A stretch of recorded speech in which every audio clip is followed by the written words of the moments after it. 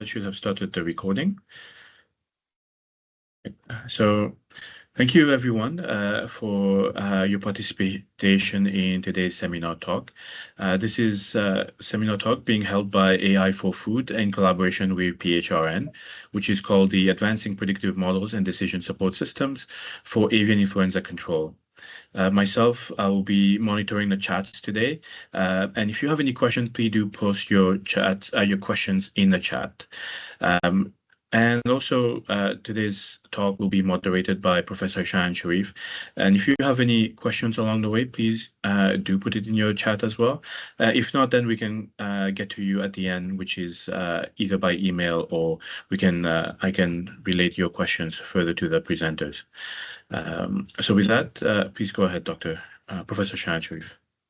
Well, thank you very much, Nitish. Greatly appreciated. And I also wanted to say my thanks to you and to Dr. Rosita Dara for organizing the webinar series, and also to our colleagues who have joined us from Europe, Dr. Timothy Vernier and Dr. Egil Fischer. Dr. Vernier is joining us from France, and Dr. Fischer is joining us from the Netherlands. So first and foremost, I wanted to also say thank you to all of you who've joined us from all across the globe. Right before some of you joined in, Nitish was telling us about distribution of registration. A lot of people from North America and Europe, and some from other parts of the world, including from Australia and China and so forth. So just wanted to say thank you to all of you who joined us today. Right now it's 10 a.m. here in Ontario, Eastern Standard Time, and we have two speakers here who are going to be sharing with us their recent research results focusing on predictive modeling for avian influenza. Before I introduce them, I just wanted to say a couple of words about PHRN, or the Poultry Health Research Network. This is a network that has been established several years ago, and the main focus of this initiative is to bring people together in the area of avian influenza in the context of poultry research. AI for Food is an initiative that is a university-wide initiative here at University of Guelph, and the main focus is to evaluate the immense potential data and AI technologies offered to shape the future of agriculture and food, and also create strategies and solutions to elevate food production to become more resilient and sustainable. These are the sort of things that are extremely important, I think, in this day and age. Given all the political turmoil that we are going through, these are extremely important, not only for Canada, but I would imagine across the globe. These are extremely, important and fundamental things that we need to take into consideration. So let me introduce our first speaker, Dr. Timothy Vernier, Tim, as he puts it. Tim is an associate professor of veterinary public health at the National Veterinary School of Toulouse, France. And his interests lie in the understanding of epidemiological patterns of animal infectious diseases. And his work has contributed to shaping the French poultry vaccination against highly pathogenic avian influenza, which has been implemented since October 2023. For those of you who are in the field, you know that France has been the pioneer in terms of mass vaccination of poultry. And a lot of countries are looking at France as really the beacon for vaccination against avian influenza. And we are so privileged to have Tim here to talk about his work on modeling of vaccination. Second speaker is Dr. Egil Fischer, and his talk is on assessing HPAI risks when farming practices change. He investigates the differences in the spread of microorganisms among animals, including humans, and various locations like farms, using dynamic mathematical and simulation models to analyze empirical data and study scenarios of environmental and management changes. He's also an associate professor of veterinary epidemiology and infectious disease modeling at the Faculty of Veterinary Medicine at Utrecht University in the Netherlands. So without further ado, let me turn the table to Dr. Vernier and ask him to bring up his presentation and go ahead with that. And I'm just going to go on mute and also off camera. As Nitish indicated, please please post your questions in the chat. At the very end, I will pick up those questions and read them to the presenters, and I will moderate the rest of today's webinar. So just going to go on mute and off camera. Thank you. Thank you very much, Professor Sharif. It's thank you for the introduction. It's a great honor to be here and to be able to share a little bit our experience on highly pathogenic avian influenza vaccination strategy that was implemented in France since a bit more than a year and a half ago. So indeed, I'm in France, in South France, in Toulouse. It's 4 p.m. our time. It's not the end of the day, as Nitish tried to say, but it's a bit later than you guys in Canada. So yeah, so 1st of October 2023 was something historic in France, in Europe, because that was the first day when a duck received a dose of HPAI vaccine in South France. Here, if you can see my mouse, this is the Minister of Agriculture that we had at the time. Of course, the media covered it very largely in France and also across the world. As it was said, I think many countries are still watching us because not so many countries followed our steps so far.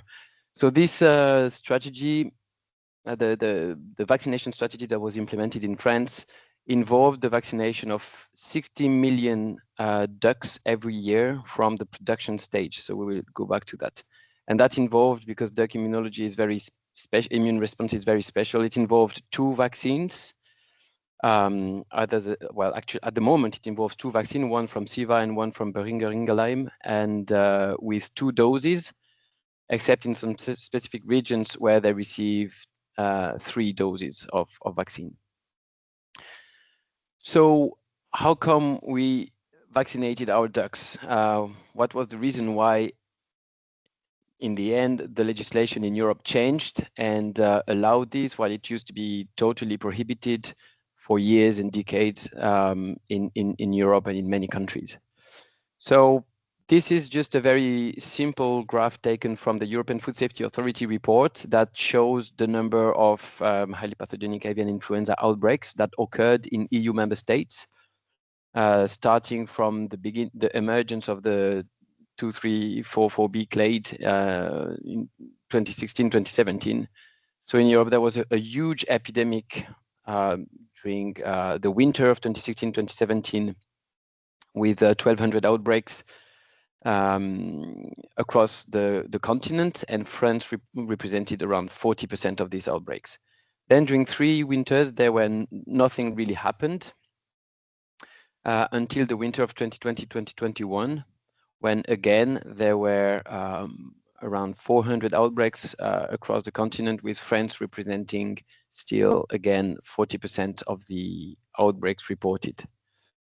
And then the year after, it was even worse, 2,700 outbreaks, with France around 50%. So that was 1,400 outbreaks in France in just a matter of a few months. That was really dramatic.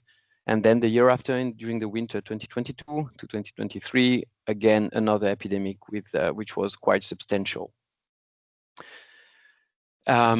So with all these epidemics going on, with all the mass culling that were implemented to try to control these epidemics, the European Union, the European Commission, eventually in February 2023, lifted the restrictions on poultry vaccination. So allowed countries who wanted to implement vaccination to do so. That was in February 2023. And then, so in October 2023, a bit 6 months later, that was when the picture was taken from the previous slide. The first duck became vaccinated in France, and the vaccination strategy has been ongoing since that moment. So how did we arrive there? I think just to understand this very important political decision, we need to go a little bit back in time during the winter 2016-2017. When there was the first large-scale epidemic in France. Most of the outbreaks were reported in the southwest of the country. The orange dot is the passive surveillance, the cases detected by the passive surveillance, or clinically mortality-based detections, and the blue ones are the active surveillance. All the cases were located in the southwest of France, and so based on this epidemic, we tried to understand the major risk factors that could explain the spatial distribution. And this is when the first signals arrived as to the fact that the ducks were playing a very special role, since the first two variables that contributed the most to the spatial distribution were related to duck farms. In this region in the southwest of France, this is where the very foie gras is produced. That involves different production stages and some outdoor grazing. But this is a region where the density of the duck production is super dense. So that's the reason. That was one of the reasons why the spatial distribution of the outbreaks looked the way it did. So from this risk analysis, we could extrapolate to the country and predict the risk of outbreak occurrence in each of the little municipalities in France. And from these predictions, we identified 2 zones in France, which were considered at high risk. And we called these ones the high-risk zones. Eventually, these zones were translated into the French legislation, and that gave rise to these 2 high-risk zones, where the prevention, the biosecurity measures, and the prevention measures were more strict than in the rest of the country when the risk increased. So these are 2 regulated zones for avian influenza. 3 years later, during the 2020 epidemic, again, so that was another epidemic that was really focused in the southwest of France again. So the background of this map represents the risk as estimated by the 2016 epidemic, and the blue dots represent the outbreaks reported in 2020. And so at that moment, the farmers from the northwest said, "Oh, wow, come on, we can't be in the restricted zones. Look, it's been twice in a row that the outbreak occurred in the southwest of France.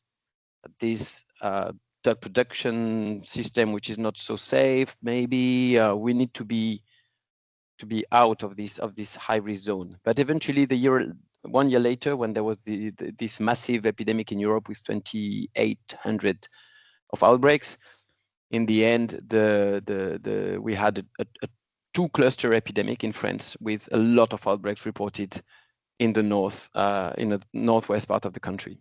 So all in all, this subsequent epidemic confirmed that these zones were really playing a special role in these epidemics. So to try to better understand the role that duck played, we looked at the spatio-temporal distribution of these outbreaks in collaboration with the Institut Pasteur, and fitted a between-farm transmission model to this epidemic. And with this spatial transmission model, could reproduce roughly the spatio-temporal distribution of the outbreaks, and most importantly, was possible to quantitatively estimate the relative contribution of the duck farms as compared to the chicken farms. And from this, it came out that the duck farms were both much more infectious than chicken farms and also much more susceptible than chicken farms. They were estimated to be 2.5 times more infectious than chicken farms, meaning that if a susceptible farm, not infected farm, is at the same distance than an infectious duck farm and from an infectious chicken farms, it's 2.5 times more likely to receive the infection from the duck farm. Also, the duck farms were found to be much more susceptible than the chicken farms, meaning that if 2 susceptible farms, one duck farm and one chicken farm, were at the same distance from an infectious farm, then the duck farm is 5 times more likely to become infected than the chicken farm for a given time step. So this allowed us to really demonstrate and quantify the importance of the duck production system in this new 2344B HPAI virus epidemics.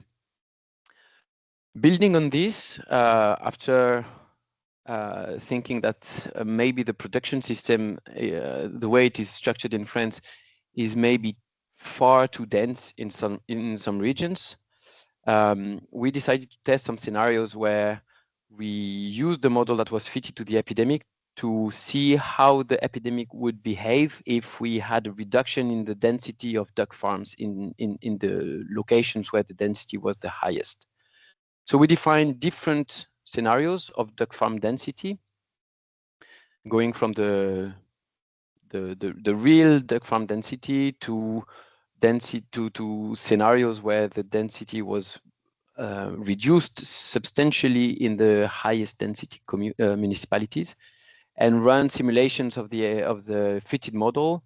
And with this, we quantified some epidemic metrics, such as the number of outbreaks occurring during the epidemic. And with this, we could show that by reducing the duck farm density in the 20% most dense municipalities, would have resulted in a threefold reduction in the number of HPAI outbreaks. So based on this work, there are a few things that we realized. So first, we realized that further duck farms played a very special role, and they are much more susceptible, they are much more infectious than the chicken farms present in France. We have two zones that are at very high risk, mainly because there is a very high density of these duck farms. And finally, we show that by reducing the density of susceptible duck farms, so by artificially removing some duck farms from the susceptible pool in the highest density zones, it's really possible to reduce the epidemic size, and so give a little bit of leverage for the veterinary services to manage the epidemics. We also realized that what we thought was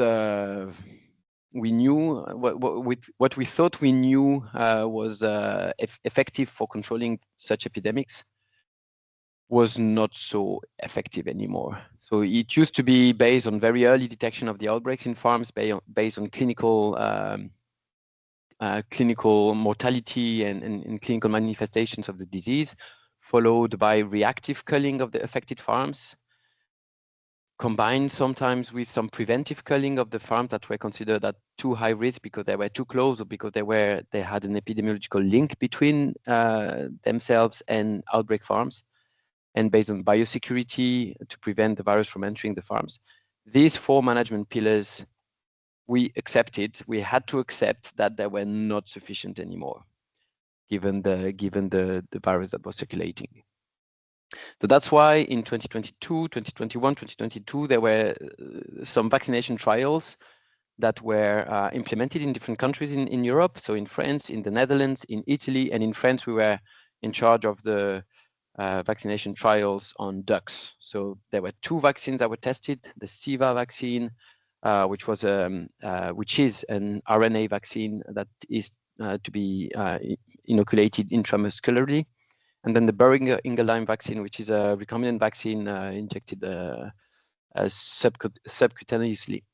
So there were some trials, transmission trials with vaccinated animals and non-vaccinated animals that were challenged, sampled very frequently to estimate the impact of the vaccination on the excretion and on the transmission. So on the excretion, so that's the excretion, the viral excretion in non-vaccinated individuals. On the top row is the inoculated ones, and on the bottom row is the contact ones. So basically, all the contact individuals became infected and excreted quite a lot of virus, with the peak of excretion around 3 days, 2 to 3 days after infection. And these are the graphs for the vaccinated individuals, either inoculated or contact, and these results can be found, are publicly available in a report by our agency that provide expertise support to the ministry. So from this, it came out that all the contact vaccinated animals never become infected, and that the excretion rate was extremely reduced. There was one individual that excreted a little bit. That was an animal that was inoculated. Right, and we estimated the transmission rate as well, so the R naught, the basic reproduction number, within groups and between groups, because there were some groups separated, and showed that with either of the two vaccines, transmission rate was reduced enormously. Of course, no individuals became infected, so it was estimated that the reproduction number was far reduced as compared to the non-vaccinated individuals. So the French vaccination strategy was put in place. It involved the vaccination of all ducks from the production stage. So the meat ducks and the ducks raised to produce foie gras, they had to be vaccinated. It was mandatory. All the ducks from the reproduction stage, so the farms producing day-old ducklings, could engage in a voluntary vaccination program. The big question here then was how to make sure that we detect the virus if it arrives in a vaccinated flock. So that was a big question that was very important for policy reasons and international trade reasons. So the European legislation has some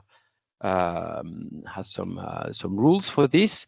There was a European Food Safety Authority report that dealt with this, and in our group we looked also at different vaccine surveillance strategies to try and make sure we detect as early as possible and with the highest probability as possible the introduction of a virus in a flock that had been vaccinated. So we used a very simple mathematical models of disease transmission, accounting for the fact that not all the ducks could be vaccinated, and looked at first how that would impact the transmission of the virus, and then we tested different surveillance strategies. So the first thing we we checked was that in a vaccinated flock as compared to a non-vaccinated flock, there would be a relative reduction of around 90% of the risk of having secondary infections. So at least one other duck becoming infected. And in the vaccinated flock that had a secondary infection, the final epidemic size within the vaccinated flock was reduced by around 99%. So in the end, there were very few individuals infected, very few with clinical signs. So there were very important area of research to try and find the best surveillance strategy for detecting the virus. So we tested different things. This graph is a bit complicated, so I will not go into the details. But basically what we found was that it was the bucket sampling, so the testing of all the dead ducks that were found, was far more sensitive to detect the virus introduction than any of the other surveillance strategies, be they mortality based or be they based on active surveillance, based on the sampling of live healthy ducks. So testing the dead even every 14 days was more sensitive and much more timely in detected virus introduction. And finally, just the final question that was raised by many was that, okay, friends, you vaccinated. During that winter, you had just 10 outbreaks, only 2 in duck farms and 8 in other types of farms that were not vaccinated. Was it effective? Was the vaccination the reason why there was no outbreak during that winter? Because during that winter, there was also a much reduced circulation in the wildlife. So using some very simple statistical approach, we modeled the epidemic size every year in the absence of vaccination and projected what would have been observed in 2023, 2024 if there had not been vaccination, and estimated that the epidemic size that year, if there was no vaccination, would have been between 250 and 700, basically, suggesting a relative reduction of the epidemic size of more than 90%. Okay, I would not be more precise in the estimations because the statistical approach is quite simple, but there was strong evidence that the vaccination strategy was very effective. Just as a conclusion, because I know time is running, so there was huge logistical challenges to provide 2 doses for ducks, one for ducks that live 12 weeks. That was very tricky. Some ducks received even 3 doses in the high-risk zones. Huge pressure on the vet services, as Nitish said in the introduction. many people were watching and are still watching. It had very important trade implications with market losses. Some markets came back, but some others are definitely lost until we stop vaccination. It looked like there was a great success in vaccinating, but it raises the question of economic sustainability, because the French government subsidized 80% of the vaccination during the first year, and the second year was 70%, and now they're talking about reducing it even further, and so it raises question about the sustainability of this vaccination strategy. For us, it provided us first hands-on experience with providing real-time support to decision-making. So that was very rewarding, very interesting, very stressful at the same time, because the deadlines were extremely short, and we knew that it had strong consequences. There's still a long way to go to be in this picture. That was our French president in 2020 announcing the lockdown in front of my kids. And the decision that was done at the time were mostly based on modeling. We're not there yet in animal health, but I think we're getting more experience in using models for providing real-time support for decision making. Just final word and a bit of advertisement. We have an ongoing doctoral network. So that's a network with 13 PhD students. The topic of this network is to try to better manage avian influenza in the context of vaccination. We still have a lot of PhD projects open for application. So if you know good candidates that are looking for a PhD in France, please don't hesitate to send them the information. They can still apply until end of May for some of them. And with this, I would like to thank everyone that contributed to that work. That was really a teamwork, and I'm happy to take questions after the presentation of Egil, of course. Thank you very much. Excellent. Thanks very much, Tim. It was fantastic. And I know that we already have got at least 2 questions, and I'm sure that we would have more questions. But before answering those questions, I'd like to ask Egil to make his presentation, and hopefully there would be more time, towards the end for all of the questions to be answered. So please go ahead. Yes, thank you, Professor Sharif, and also many thanks for allowing me to talk a bit about the work we've been doing. I removed all the references to vaccination in my presentation because I knew the things that Tim would be talking about. And what I wanted to talk about is more making a point on how to use models to quantify or to help thinking in when you're planning changes in a system. And I also immediately want to acknowledge the fact, and I put her name on it, that most of the work that I'm presenting is actually work of Anne Chan-Duchai, who's a postdoc at our department.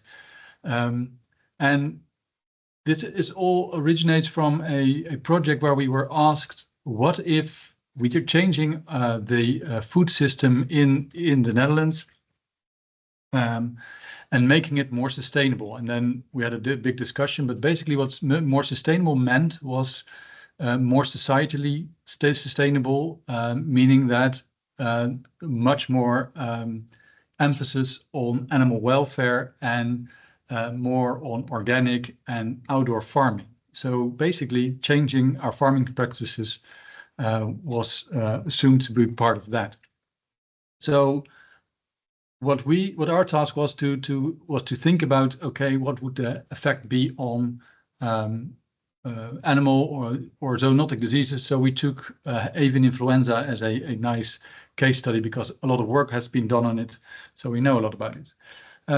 Because I appreciate the fact that I don't think most people know my little country.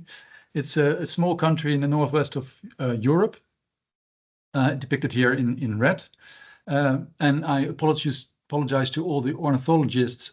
I put a very crude yellow arrow, which is basically the migration route of migratory birds, which passes by our country and settles in our one of the nicest parts of our country, which is the Wadden Sea. So we have a lot of migratory birds. So we had what we called the influenza season for a couple of years, where during the migratory season we had introductions of avian influenza into the country.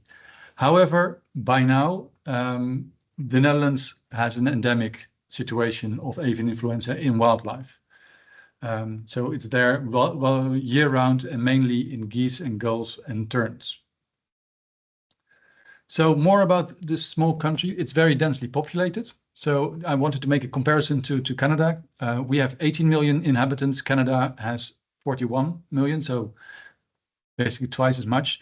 The area of our country is smaller than the second smallest province of Canada.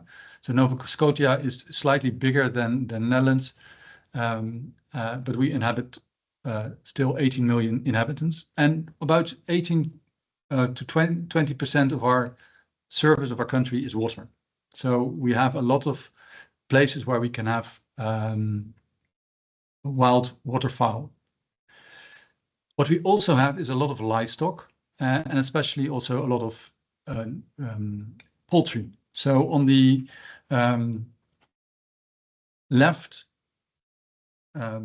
graph, I'm showing the trend in the decrease of chicken farms, which decreased from about 88,000 when I was still in primary school to now around just less than 2,000. We don't have so many ducks. We keep the ducks, we leave that to the French. But our numbers of animals actually didn't decrease in that period. So the number of farms decreases, but not the number of animals. There was a slight dip around 2003, and that was a big outbreak of avian influenza, actually the biggest that we had, where there were a lot of farms infected farm by farm, not from wildlife, but really farm-to-farm transmission. In recent years, we have seen a lot of introductions into the farms, but not so many farm-to-farm transmissions, which is surprising because this is how the farms are distributed over the country. What you can see is for the broiler farms, they are dispersed all over the country with a more dense area in the south. This is the main urban area in the west, which hasn't had that many farms, and most of the layer farms are are aggregated in one area in the middle of the country. So this is our high risk area, which we call. What you can also see is that most of our broiler farms are given out here with pink dots indoor, while half of the layer farms are already outdoor farms, which is also depicted in this graph of the distribution of our poultry production. So the main part of our poultry production is layers and broilers. A little bit of layer breeders and broiler breeders. But what you can also see from this graph is that our layers are almost separated half-half in indoor and outdoor, while we keep the broilers indoor. So the project that we had to look at, they asked us is really a what-if scenario. And I think using mathematical models or simulation models or quantification is really the only thing you can do when you are confronted with this what-if kind of scenarios. They are structured, systematic thought experiments. And so we embarked into the question, so what if the number of outdoor farms increases? What would it do to the introduction of avian influenza in poultry farms, the spread or between poultry farms, and the exposure, and the last one is the exposure, was the question, the exposure to non-poultry animals, so wildlife, but also humans. So the first thing that we did was we took actually work from somebody else who's also going to present, Jose Gonzalez, in a later one of these seminars. What they had is published this report in which they showed the introduction of HPAI on farms and the relative risks or the odds ratios of different types of farms, but also the distance to water, which is within very small area with a lot of water that we have. Most of the farms are close to water. Also grasslands because of the geese, and there were some other factors that helped us calculating the risk of introduction for different areas in the country. So we related that back, and they did it the same thing in their report, and we redid the calculations to have a probability of introduction. And because it was a 9-year period, so this is the probability of at least one introduction into an average farm in 9 years. The white areas are areas with so little farms that we couldn't say anything of, or we couldn't average, of course. And in red areas, they have probability of more than 0.35, so 35% of the farms are expected to have at least one introduction per year. As you might remember, the largest concentration of farms is luckily in the in the area which is not in a high risk. So we wanted to have an idea of what would happen if we would change from indoor to outdoor. So what we did is just just count basically how many farms do we have in the different risk zones that we could indicate for introduction. And the good thing that you can see is that so most of the farms, you have to acknowledge that this graph to the right has a bit of a stretched scale. So this is 0 to 10, 10 to 100, 100 to 500 farms. So most of them are in low risk areas. So that's a good thing. But also in the higher risk areas, we do see that there's 10 to 100, almost 100 farms. What we also noticed here is that we actually are most basically doubling that the indoor and outdoor layers are distributed quite equally over these risk areas, which means that if you would make them all outdoor farms, you're also doubling the risk of introductions in these outdoor layers. So we are increasing the number of outdoor farms in risky areas. We also wanted to know what it would do for the onward spread if it's introduced into a farm. So we use this description of how the spatial spread between farms occurs, and we use what was called the spatial kernel. So basically we want to have the rate of infection from one farm to another, which is then based on the distance, and it has this kind of shape. This is the shape that was estimated from the 2003 epidemic in the Netherlands. It was adjusted by the people from Wageningen Bioveterinary Research already to account for the new situation where the biosecurity has increased and awareness has increased. So it was refitted. Also, the effect of the farm sizes was included. And that was something that we had to add because we wanted to know what happens if you increase the number of outdoor farms. But there is not a clear, there's no quantification yet for the difference between indoor and outdoor for highly pathogenic avian influenza. So we used the relative risk of susceptibility for low pathogenic avian influenza. There we see that outdoor farms have a 6.3 times higher risk of infection. So we use that as a susceptibility, increase in susceptibility.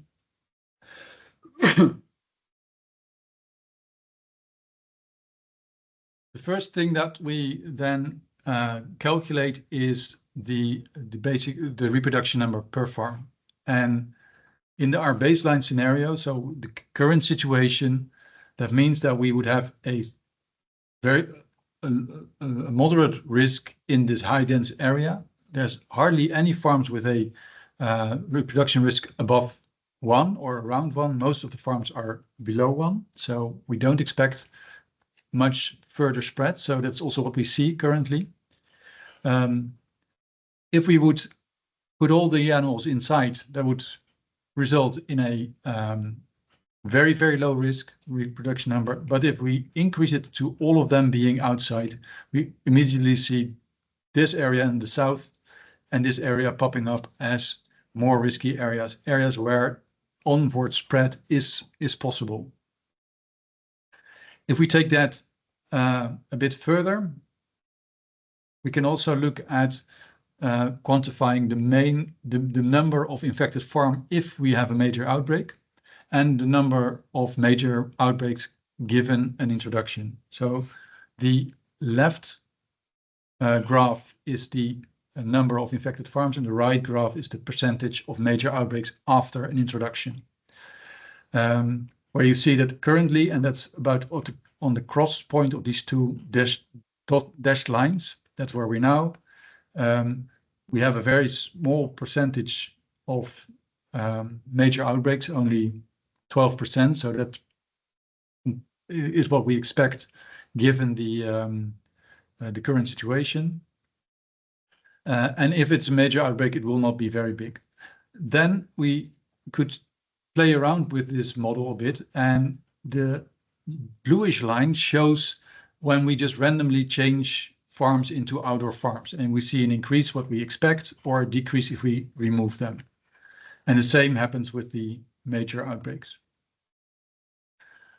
However, if a more logical thing happens where you expect that you have the outdoor farms being clustered for some reason. For one reason could be that we want to have outdoor farms either nearer or further away from nature reserves. But anyway, if we look at a clustered increase, we see that we're actually quite close to a sort of threshold in which immediately with increasing the number of infected or outdoor farms within a clustered area, we see an increase of the number of major outbreaks. And this is, we expected this as something which is known in percolation theory, where you have a connectivity threshold in which immediately larger outbreaks are possible. So this tells us something about, okay, how to plan if we want to change and we want more outdoor farming, how to plan. The second thing is, of course, we want to mitigate these kind of things. So we looked at the random scenario, and we were asking ourselves, would size reduction be a way to mitigate the risks that we are increasing by adding more outdoor farms? And here we took the idea that an outdoor farm, on average, is smaller than an indoor farm currently. So we didn't only change them into an outdoor farm, we also changed them in a smaller farm size. And there again, we see that we, as expected, would reduce. This could reduce indeed the number of infected farms. Another thing which might be a way to mitigate the risks, if we put them all, if we make all of them outdoor, we could start removing farms. This is not a very strange idea. First of all, there is a reduction because there's a lot of farms where there's no successor. Most Dutch farms are family-owned farms. And there's a high pressure on livestock keeping in the Netherlands anyway for other reasons to reduce the number of farms. And we see that also reducing the number of farms would indeed decrease the average number of infected farms during an outbreak. Getting to the same point after removing about 35%. So again, we can show a little bit what you could do and what the effects are, the expected effects could be. And then our last point was, okay, and what about exposure to others? And there we get into a big problem. So how do we quantify that? The quantifying is takes a lot of into account. We have been thinking about dose response models, etc., etc. And in the end, we just chose to look at the number of chicken days that are infectious during an outbreak.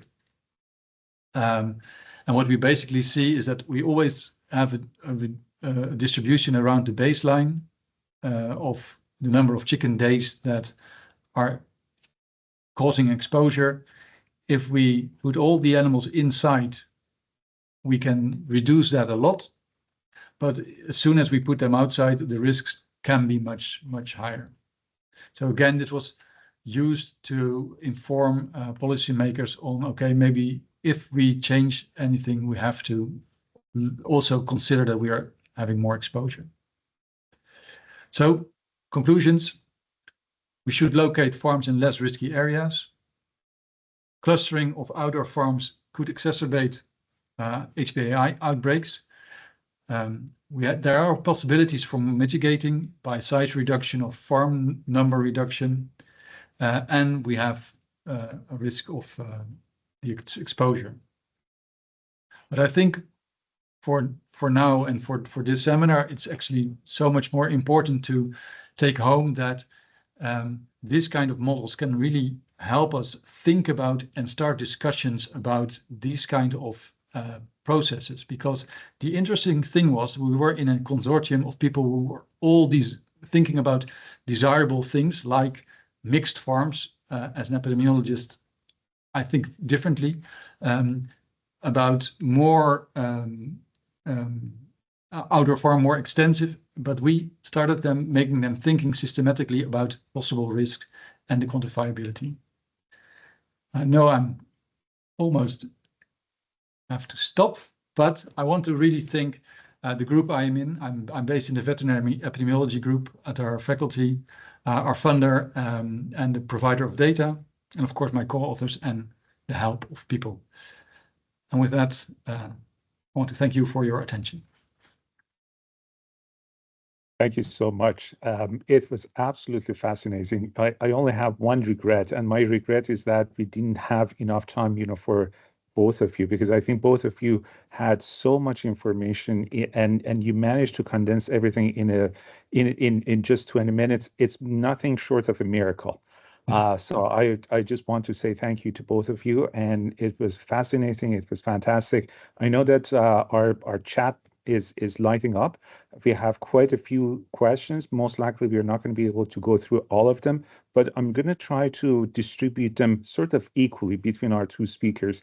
And if there's some remaining questions, then I'm sure that Dr. Nitish Bhutto is going to be collecting those questions and will be communicating with our speakers. And then hopefully we can get back to the individuals who are asking questions. But I know that Dr. Aubry, Pascal Aubry, has asked the first question. And this is for you, Tim. Was the sampling conducted at farm level or barn level in your model? Yeah, so the answer is simple. The sampling strategy was conducted at the flock level, so within a homogeneous mixing flock. So it would be, I guess, the equivalent of the barn level. Wonderful. So quick question, quick answer. I love it. Carsten has the second question, and it's also for you, Tim.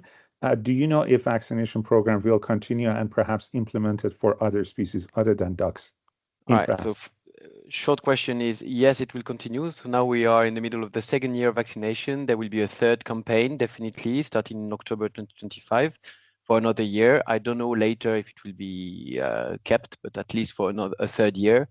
There is no discussion about changing the species in France. It will be ducks. It will be ducks next year again. Yes.